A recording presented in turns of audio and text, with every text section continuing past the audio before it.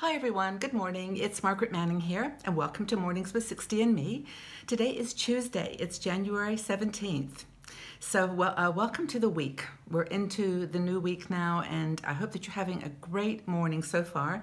I've got my cup of tea this morning. I'm drinking verbena.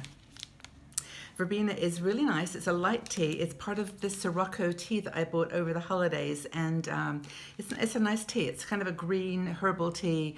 Maybe you like it yourself, but it's really lovely. And so here's to you. I hope that you're having a cup of tea or coffee too.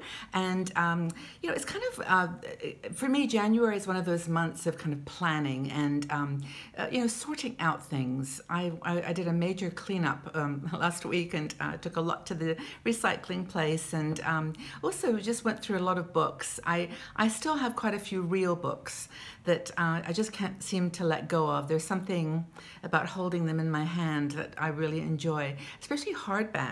I don't know why that is. It's just a crazy thing. But, you know, I remember the only time I ever used to buy a hardback book was when I thought I would want to read it over and over again, or when I was traveling. There's something about having a hardback book on your lap, on the train or on a plane, that just makes it feel more special. I don't know what it is. It's just me and my crazy thing of books. I don't know whether I've ever shared this with you, but for many years of my life, when I was in college, I worked at a university bookstore in Boulder, Colorado, and I went to school there. And I used to work as a book clerk, and then I stayed there after I graduated, and for about 8 years of my life I worked in book selling. So I have a really passionate love of books. I also managed a bookstore in London called Stanford's. It's a beautiful travel bookstore, and I was there for a couple of years managing that store right in central London. So I love books. And letting them go from my, you know, putting them on a Kindle or, you know, electronic device has been challenging, but I do it and I love it. But one of our bloggers, Pat Skene, wrote an article about books and about book clubs. And, you know, about starting a book club. Now, we often do book reviews or we mention different books on 60 and Me, and we ask you for your favorite, and I always get literally hundreds of replies. We could just compile a book almost on your favorite books. But we know that a lot of women out there in our community do love books. So I'm going to work on the assumption here that many of you are in a book club or that you might like to start one. So Pat gives some ideas, and of course, book clubs are everywhere, and you almost certainly could find one. If you went to meetup.com or just went online, you probably find a great book club. But if you take a look at the spectrum, though. I mean, some are quite literary, and they get together to read the classic books and have a serious discussion. Others are basically an excuse to get together and have a glass of wine and chat with girlfriends and guys as well, and just share your favorite book, your passion for books. Some can be a little pretentious, have membership, and you have to kind of apply and be part of a clique in order to join them. But others just want a therapy session, where they just want to use books as a way to talk about something that's on their mind. So Pat said that she was going to start a book club, really for her own purposes, and she kind of falls between some of those categories, kind of the have fun, drink wine, and therapy, and chat with girls. It's all of those things. But she gives some advice on if you want to start a book club. Here are some of the things that you might want to think about. So, first of all, who do you want in your book club, and how many people? Do you want it just to be women? Do you want women over a certain age? Do you want it to be something where only people in the neighborhood, where you could go house to house, can work out? Or do you want something that's a city, wide, where you meet brand new people from all over the place? So decide, who and what you want this group to be. And then you've got to figure out how to get people to join your group.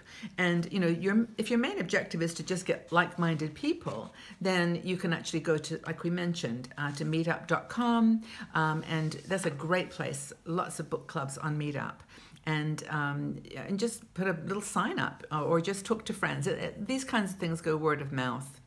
So that's the next thing. Gather your tribe. Then you need to ask yourself kind of what kind of book club you want this to be.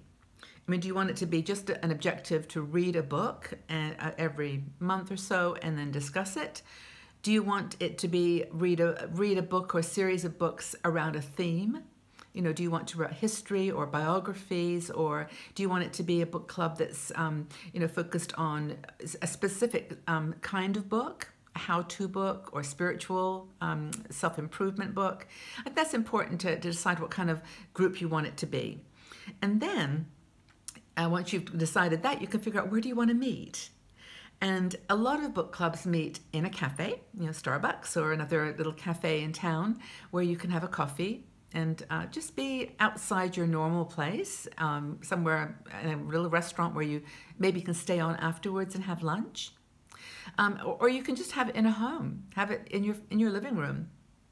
And a lot of book clubs do a rotation, you know, where they meet in different homes every time. So you don't have to always get the house clean and sparkly. You can just, you know, invite people to come over to your house one week and then to someone else's the next time and mix it up. I think that's kind of a fun way to do it. Now, Pat says she lives in a condo, so she has to keep it quite simple. But maybe in the summer you could meet outside. You could have a barbecue or meet outside and combine a book club with another social activity. Another thing to discuss and decide with the group is how often you want to meet. Do you want to meet weekly? Do you want to meet every month? Do you want to meet on a specific day every month? Now, I can say from past experience with different groups, writers groups, or you know, just some kind of meetups, is that people often are not going to be able to make it to every meeting. And this is kind of a challenge with a book club because people are, you know, trying to get to the same place or around about the same place in the book every time. So I think it's important with that is to decide what works for everybody and try your best to select a day that everybody can make, every Wednesday, every Friday, Sunday afternoon. And you know, that way I think it's more cohesive. So I think that's kind of important. And then, of course, what books you're going to read.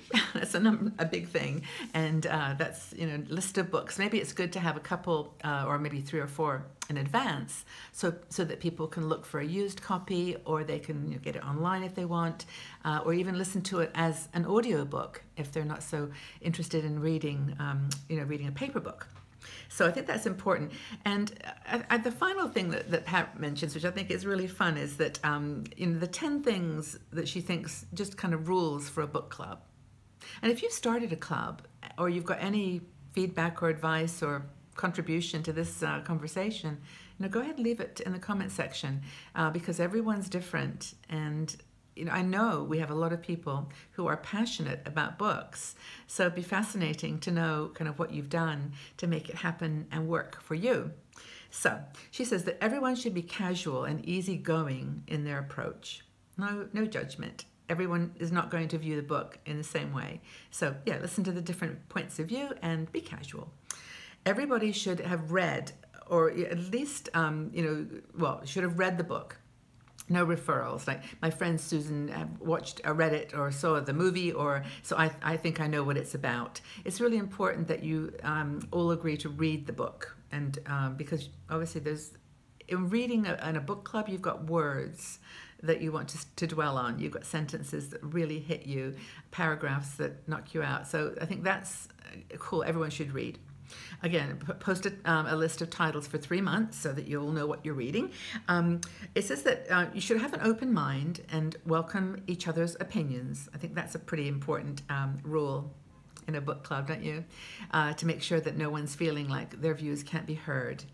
I think that if you're going to do a book club that's a chatter and drink and have fun kind of meeting, that you should at least start the meeting. So this is what Pam says. You know, start with some idea of what you want to discuss in the meeting, and not like just jump into chatter about what you did this week or what you're going to do next week.